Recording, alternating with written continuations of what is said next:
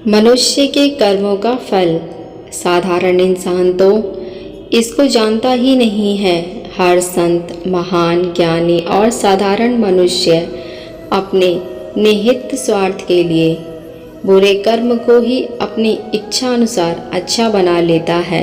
जिस प्रकार कर्ण, गुरु द्रोणाचार्य और कृपाचार्य ने अपने बुरे कर्म को और दुर्योधन के नमक के बदले अच्छे कर्म में बदलने की कोशिश की थी।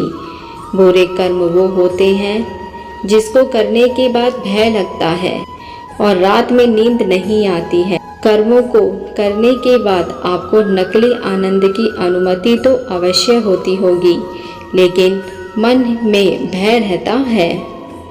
अच्छे कर्म वो होते हैं जिनको करने में आपको ना तो भय लगता है और रात को चैन और आनंद की नींद आती है। बुरे और अच्छे कर्मों का फैसला दो प्रकार से होता है। एक तो सरकार और समाज फैसला करता है और दूसरा भगवान फैसला करता है। जो फैसला समाज और सरकार करती है वो तो गलत भी हो सकता है, पर जो फैसला भगवान करता है वह कभी गलत नहीं होता है। बुरे कर्मों का आधार भोग, धन, स्त्री, जमीन, सत्ता या ईर्ष्या और शक्ति मुख्य तौर पर होती हैं। इन सब की प्राप्ति के लिए व्यक्ति बुरे और अच्छे कर्म करता है। अगर आप भूख से तड़प रहे हैं तो आपको पेट भरने के लिए बुरे या अच्छे कर्म करने होंगे। अगर आपने किसी का भोजन छीना और खा लिया तो बुरा कर्म हो जाएगा। यह छीना हुआ भोजन आपकी आत्मा स्वीकार नहीं करेगी तथा यह बुरे कर्म आपके चित्त में सचित हो जाएगा।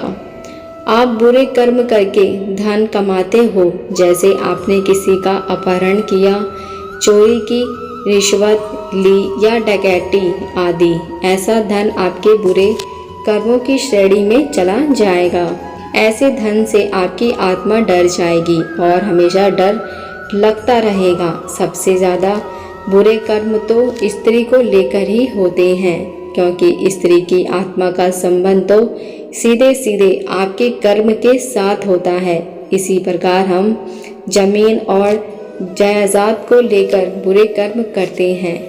दूसरे के मकान पर और ज़मीन को कब्जा कर लेते हैं, जिसके कारण जो आत्मा की बद्दुआ लगती है वो भी बुरे कर्म के खाते में चली जाती है।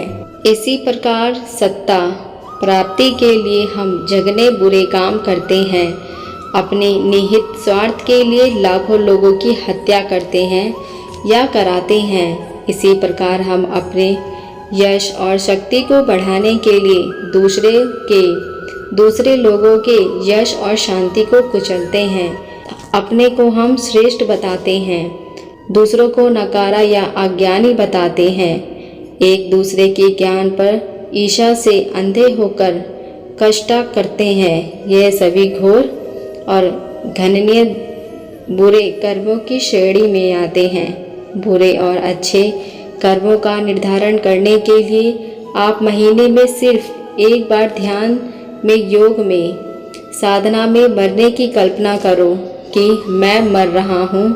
जब आपको लगे कि मैं मर रहा हूँ और मेरे प्राण निकलने वाले हैं, तो उसी समय आपके एक महीने के सभी बुरे कर्म और अच्छे कर्म आपके आसपास आ जाएंगे और आपके चरपाई के चारों तरफ घेरा बना लेंगे। आपको चिल्ला कर बताएंगे कि क्या क्या बुरे कर्म किया है आपने इस महीने में, और मौत के वक्त आप बुरी तरह से उन बुरे और जनन्य कर्मों के डर से भयभीत हो जाएंगे। आपको मरने से डर लगेगा। इसी प्रकार आपके सभी अच्छे कर्म भी आपके चारों तरफ खड़े हो जाएंगे और बोल रहे होंगे, जाओ खुश होकर मरो, आपने दुनिया के लिए अच्छे कर्म किए हैं। आपको स्वर्ग मिलेगा और चैन से मृत्यु को प्राप्त करेंगे। जब भय के कारण मृत्यु होती है तो आत्मा का जाने का रास्ता बुरे मार्ग से होता है, और जब प्रसन्न मुद्रा में मृत्यु होती है तो आत्मा का जाने का रास्ता अच्छे मार्ग से होता है।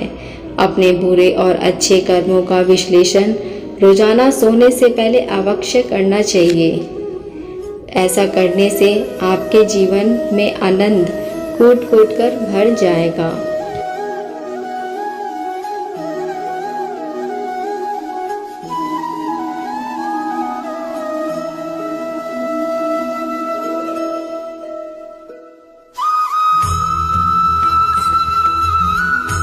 चैनल पर नए हैं तो चैनल को सब्सक्राइब ज़रूर करें। धन्यवाद।